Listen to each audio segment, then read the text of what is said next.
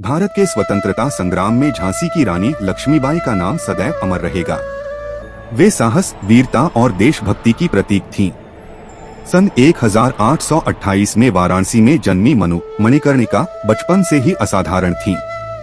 वे घुड़सवारी, तलवारबाजी और धनुष बाण चलाने में निपुण थीं।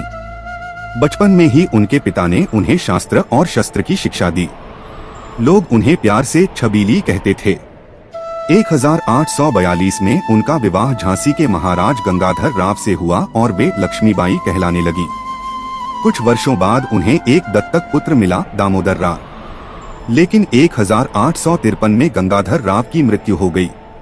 अंग्रेजों की लैप्स पॉलिसी के अनुसार बिना संतान वाले राज्य को कंपनी हड़प लेती थी। इस नीति के तहत झांसी को भी हड़पने की कोशिश की गई। लक्ष्मीबाई ने यह अन्याय स्वीकार नहीं किया। उन्होंने स्पष्ट शब्दों में अंग्रेजों को कह दिया, मैं अपनी झांसी नहीं दूंगी। इसके बाद उन्होंने सेना को संगठित किया और जनता का विश्वास जीता।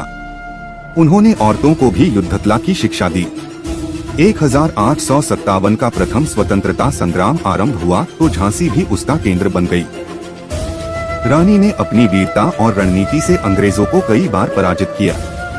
उनके नेतृत्व में झांसी की प्रजा एकजुट होकर लड़ी। अंग्रेजों की भारी सेना के बावजूद रानी ने लंबे समय तक उन्हें झांसी से बाहर रखा। मार्च 1858 में अंग्रेजों ने झांसी पर भयंकर हमला किया। चारों ओर से घेराबंदी कर दी गई।